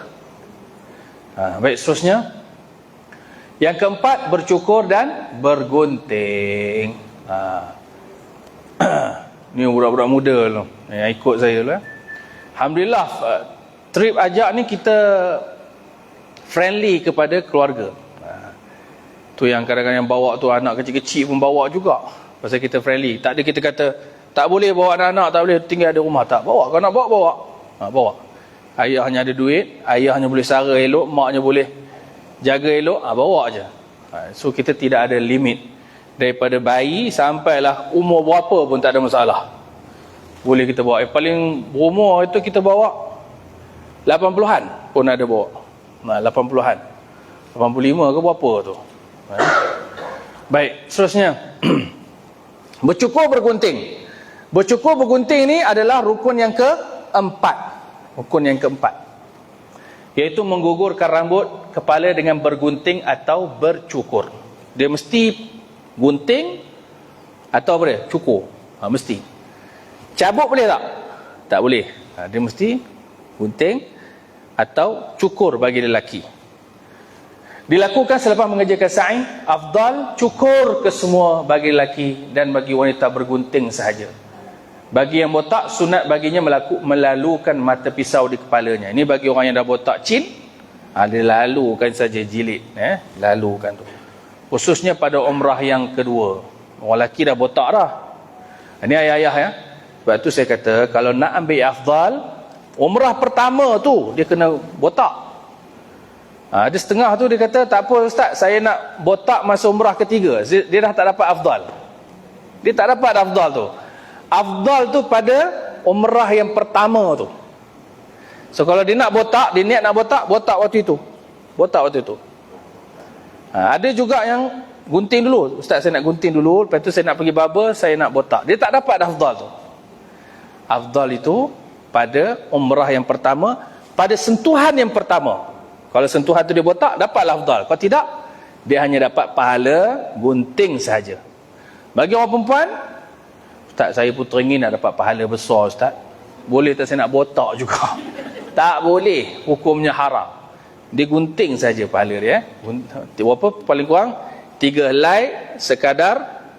Kalau rambutnya panjang ni 1/3 ni dia panggil apa? Ruas jari ni. 1/3 ruas jari. Tapi kalau rambut kita memang dah pendek, orang lelaki rambut pendek kan, dengan kadar yang ada lah, 3 helai paling kurang. Dia ngek sikit tu dah dapat dah 3 helai tu ya. Nak buat semua ni di mana? Sama ada di Marwah ataupun di balik hotel. Dekat barber shop ke kat apa ke, dia boleh buat. Tapi berhati-hati, kerana setengah orang tu, orang lelaki lah khususnya ya. Ustaz, saya nak buat balik hotel nanti lah, badan tak berlarat ni, balik tu baru saya gunting. Bila dia balik, dia nampak je tilam tu, labuh lah sekejap. Udahnya lebuh. Bila lebuh, bangun-bangun, dia lupa. Dia terus pakai baju daripada kain ihram tadi tu, dia pakai baju t-shirt, pakai seluar. Lepas tu saya balik, tak potong rambut lagi ya? Oh lah Ustaz, lupa nak gunting. Itu berlaku lupa nak gunting. Itu dah pakai dia. Jadi dia dah buat apa tu? Kesalahan dalam ihram. Dia kena bayar dam. Dia kena bayar kafarah. Ya, itu saya cerita nantilah apa benda kafarah tu. Baik, seterusnya. Yang kelima, tertib. Tertib tu ikut susunan daripada niat. Okey, kita ulang balik apa dia. Pertama, niat. Kedua, tawaf. Ketiga, sa'i. Keempat, gunting, cukur. Yang kelima, tertib, ikut susunan. Ya. Baik, seterusnya. Okey, ini wajib haji. Apa bendakah 13 perkara yang dilarang semasa niat ihram? 13 ni tuan-tuan tak boleh buat semasa niat ihram. Tapi bila kita dah gunting, cukur, dah tahallul, halal lah melakukan 13 perkara ni. Yang tak boleh tu apa dia? Yang pertama, memakai pakaian bersarung atau berjahit. Bagi siapa? Bagi bersarung atau berjahit dan bercantum bagi lelaki. Mana kain pelekat tak boleh lah. Kain pelekat bercantum tu, kalau dia dah tak ada kain ihram, digunting tengah tu. Ya, dia kena gunting tengah tu. Kalau nak pakai, dia nak jadikan itu kain ihram dia. Yang kedua, menutup kepala atau sebahagian daripadanya. Tutup kepala bagi lelaki tak boleh. Dia ni, saya bukan apa Ustaz, saya ni imam besar. Imam besar masjid apa? Hajah apa? Mariah. Hajah putih. Kan? Saya ni imam besar, saya kena pakai sorban. Tak boleh. Imam besar ke imam kecil ke, dia tak dibenarkan tutup kepalanya. Bagi yang ketiga, menutup muka wanita dibenarkan. Menutup muka bagi wanita. Menutup muka tak boleh. Jajah nak pakai ni kan, saya saja nak pakai, tak boleh. Kecuali berpenyakit. Kita bimbang sakit kita tu, demam kita tu berjangkit ke orang, itu bolehlah kita pakai dalam keadaan tertentu ya. Masa dulu pandemik tu memang disarankan pakai. Yang keempat, memakai sarung tangan lelaki dan wanita. Yang kelima, memakai bau-bauan, wangi-wangian, sama ada di pakaian, badan, atau menghidunya ke dalam hidung, tak boleh. Okey, seterusnya. Keenam, memakai minyak di kepala. Minyak rambut, minyak apa, tak boleh. Yang ketujuh, menanggalkan rambut atau bulu. Yang ke-8, mengerat atau memotong kuku. Tak boleh Jadi nak kerat kuku tu bila? Sebelum niat. Yang ke-9, menebang, memotong, mencabut pokok di tanah haram. Cantik benar pokok kat sini ya. Dia petiknya nak bawa balik Malaysia, tak boleh. Yang ke-10, memburu binatang. Buruan, tak boleh. Yang ke-11, berkahwin atau mengahwinkan, menerima nikah. Yang ke-12, melakukan pendahuluan persetubuhan. Yang ke-13, melakukan persetubuhan. Yang merah tu paling berat sekali. Dia punya dam dia, kalau buat tu semasa dalam ihram, sembelih unta. Yang lain tu sembelih kambing lagi. Yang ni paling berat, sembelih unta. Baik, seterusnya ada apa lagi? Bila tuan-tuan dah selesai, habislah umrah kita. Ya, bila dah buat 5 perkara tu, itulah umrah. Selesailah. Bila selesai ni, agak-agak berapa jam? Dari hari kita dari Taif pergi ke Mekah tu, katalah sampai check-in petang, pukul 4 petang. Selesainya tu tak sampai, kalau kita buatlah masuk maghrib, baru kita buat, pukul 11 selesai, pukul 12 selesai. Itulah tempohnya. Lebih kurang 6 jam kita bertahan, 6 jam ke 8 jam bertahan dalam ihram. Kalau campur dengan perjalanan, lebih kurang 2 jam, mungkin 10 jam kita dalam ihram. Itu saja masa dalam ihram. Lepas tu halal baliklah 13 perkara tu. Esok niat balik ihram nak buat umrah, haram balik 13 perkara. Macam mana nak halalkan dia? Buat umrah, gunting, cukur, maka halal balik. Begitulah seterusnya. So dalam package kita biasanya kita buat kita sediakan 3 kali umrah lah paling kurang. Kalau tuan-tuan nak buat lagi, kita syorkan pergi ke Tan'im, Masjid Tan'im atau Masjid Aisyah. Boleh. Tapi 3 tu kira okey dah tu. Besar benar dah pahala dah tu. Kadang takut tak larat apa kan. 3 tu dah okey.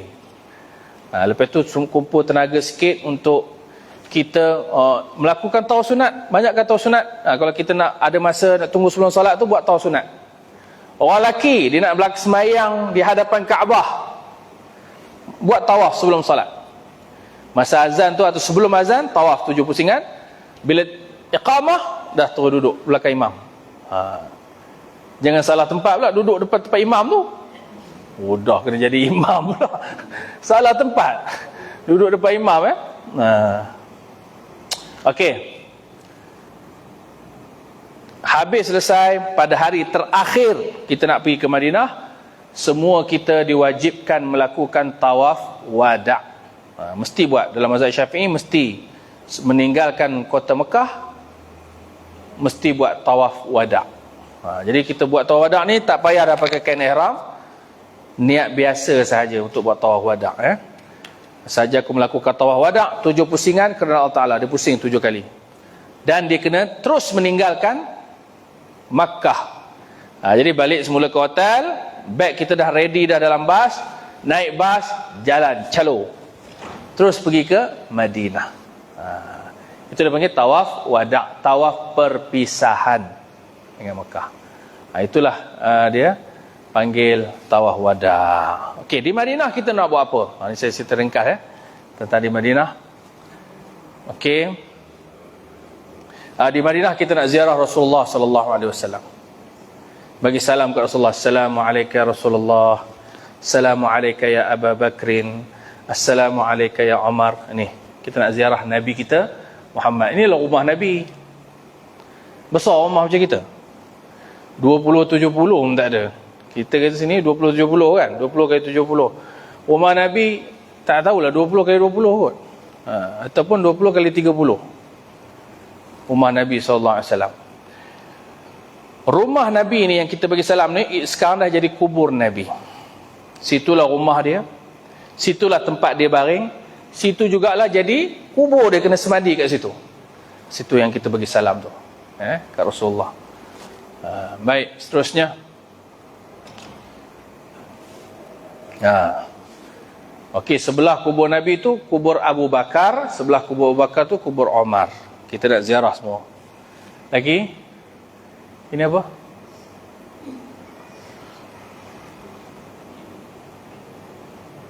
Tak ada gambar Madinah lagi? Tak ada? Kena tambah itu gambar Madinah. Baik, kita pergi Madinah, pergi mana lagi? Jabal Uhud. Pergi Jabal Uhud, tambah gambar Jabal Uhud. Kemudian kita pergi ke kawasan peperangan Ahzab. Peperangan Ahzab. Kemudian kita pergi ke Masjid Qiblatain. Banyak tempat ziarah. Hari pertama ziarah sekitar Masjid Nabi. Masjid Abu Bakar, Masjid Ghamamah, Masjid Ali. Lepas tu ada muzium-muzium. Muzium ni terpulang lah kalau tuan-tuan rasa ada masa. Petang, malam ke saja nak pergi masuk muzium, bayar saja 5 rial ataupun 15 rial. 5 rial tu untuk masuk muzium Masjid Nabi. 15 rial untuk pergi ke masjid biografi Nabi, sirah Nabi. Rumah dia, replika rumah, sejarah Nabi, susur galur Nabi, orang Mekah macam mana, orang Madinah macam mana. Itu ada muzium dia. So hari-hari kita akan terisi. Walaupun di Madinah orang kata relax je, sebenarnya banyak boleh isi di Madinah. Banyak tempat-tempat yang boleh kita pergi. Nanti akan diatur semuanya di sana. Dalam ziarah luar, ziarah dalam, ziarah tambahan. Nanti boleh pakat bersama dengan mutawif nanti. So saya ringkaskan jadual. Ini gambar-gambar kenangan di Mekah, Madinah. Ini naik skuter. Ini apa ni? Ni ada gambar ni. Ni Masjid Abu Bakar. Masjid Abu Bakar itu apa tu? Dataran. Kita akan ada kuliah di dataran Masjid Nabi itu, ada kuliah. Kita ada kuliah duha. Kita akan isikan masa tu ya. Okey, lah ni gambar-gambarnya masa ziarah. Lagi tuan-tuan nak tengok clear lagi, boleh tengok dalam ni depan kubur Nabi yang hijau tu. Tengok dalam kita punya Facebook. Ibu-ibu yang ada Facebook, buka Facebook, Ajak Travel. Banyak macam-macam gambar dia. Dalam TikTok pun ada. Mak-mak pun ada TikTok ni kan. Buka TikTok tu, ada gambar kita macam-macam dalam tu. Rumah kita, website kita lah, ajaktravel.com.my. Semua ada dalam tu. Okey. Lagi apa? Ini kita jalan di luar ni. Ni dia pergi ke Zulhulaifah. Okey.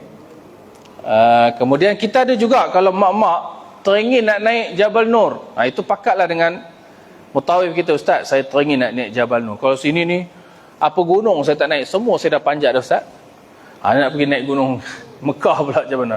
Bolehlah naik Jabal Nur, tapi kederat kena kuat jugalah. Balik Demam. Balik tu Demam lah. Punya tak tahan lah. Tapi makcik Turki steady ya. So kalau naik tengok tu, oi, makcik Turki ni steady naik sampai kat. Makcik Turki, tapi makcik Malaysia pun ramai juga naik. Ada. Balik Demam lah. Dah pino-pino sejuk.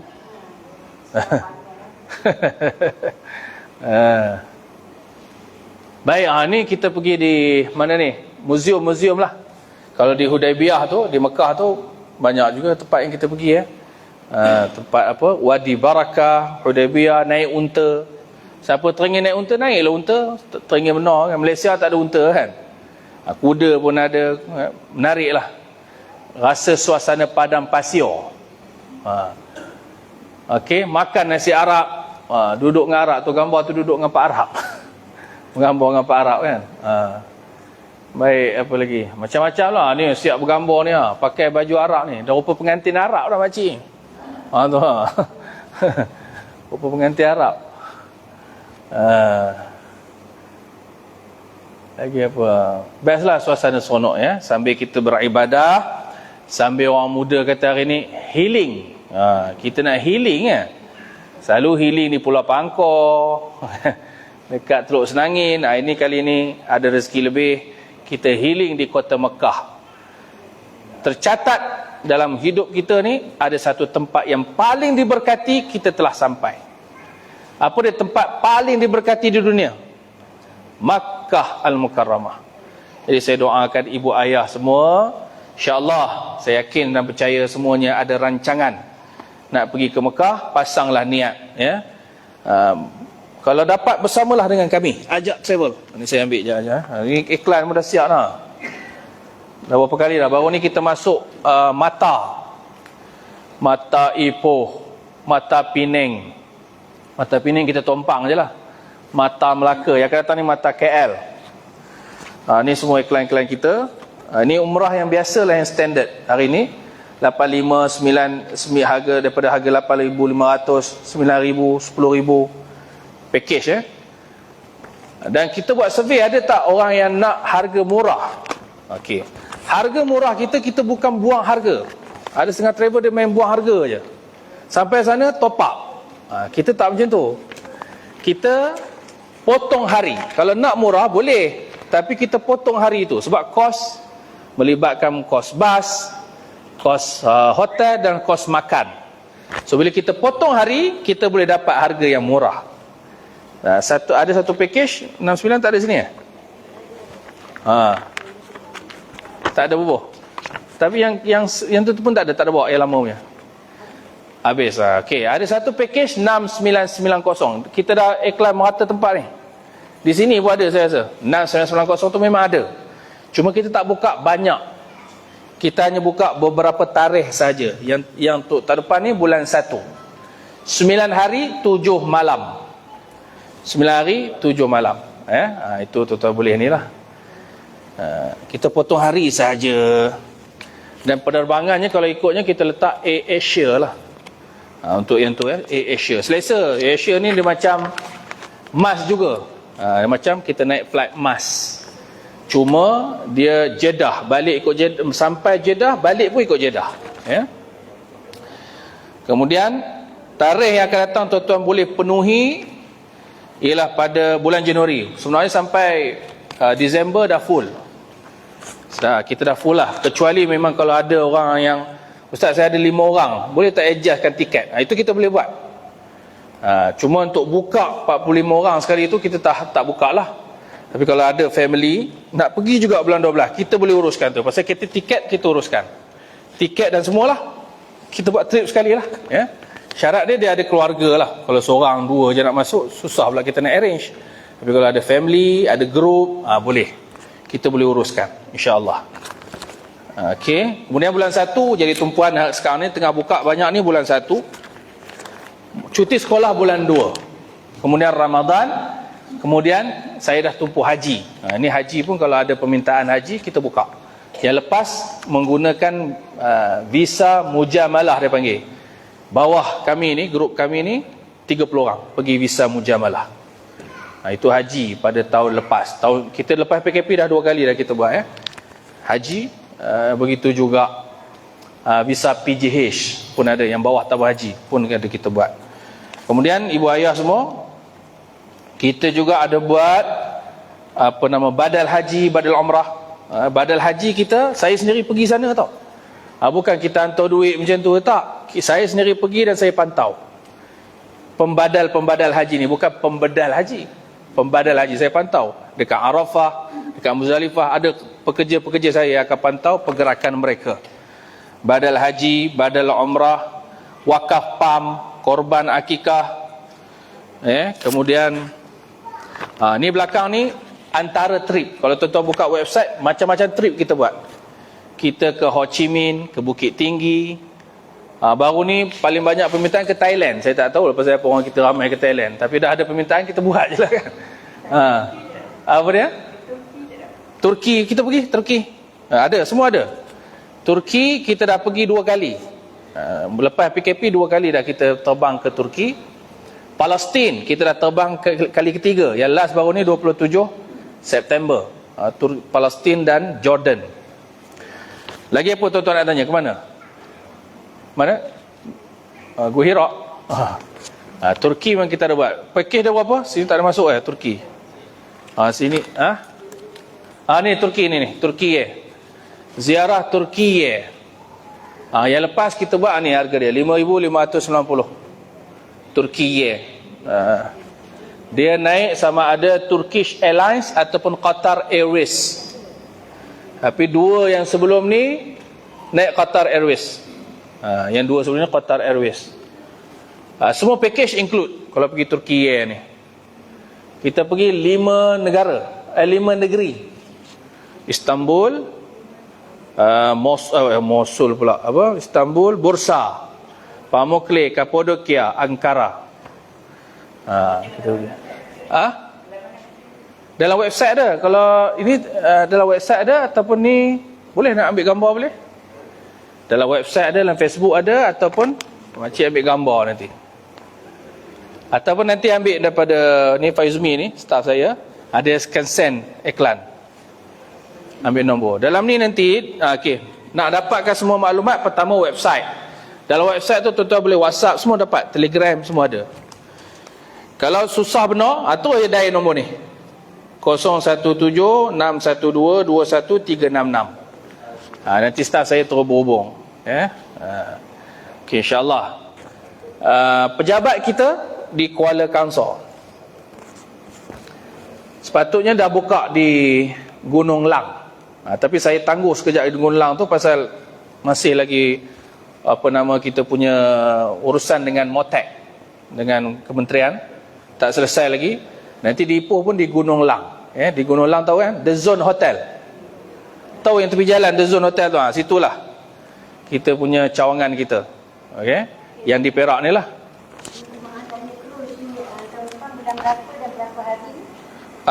Cruise bulan 2. Kalau ikut jadual paling awal bulan 2 tahun depan. Dia 4 hari 3 malam. Kalau ikut jadual yang kita dapat, Port Klang, Penang, Krabi, Phuket. So dia akan patah balik ke Penang, lepas tu dia akan patah balik Port Klang. Cuma saya nak minta dengan, tengah lagi deal dengan cruise, supaya kita boleh naik daripada Penang. Tak payah pergi Port Klang, khususnya orang Perak lah. Penang, keluar pun di Penang. Nanti bas ambil, terus bawa balik ke Tambun. Berapa bulan nanti kita akan beritahu. So kita tak mention secara spesifik lagi. Bagi je nama, kita tengok tu, sebab setiap hari tu ada. Kita akan pilih tarikh yang tertentu.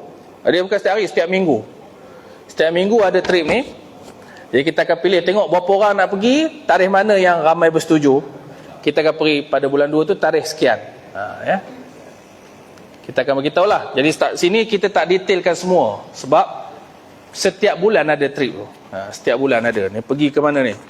Bukit Tinggi yang dekat ni bulan 12 ni. Bukit Tinggi kita pergi yang terdekat. Dengan Riau, Pekanbaru, Riau. Orang nak pergi tengok Buya Hamka punya tempat kan. Sumatera Barat. Ada orang nak pergi Aceh, Pulau Sabang. Paling banyak sekarang ni permintaan ke sini, ke Thailand. Ke Thailand banyak sangat. Saya pun tak tahu ke Aceh ni, Pulau Sabang. Aceh Pulau Sabang 1390. Masjid Baitur Rahman, Baitur Rahim, tempat tsunami tu. Lepas tu kita ke Pulau Sabang lagi. Ni dia punya Ad Plus dia. Kita ada pergi naik boat pagi ke Pulau Sabang. Cantik lah dia punya laut dia tu, cantik lah, jauh benar dengan kita ni. Dia dah rasa macam Maldives lah. Itu di Aceh.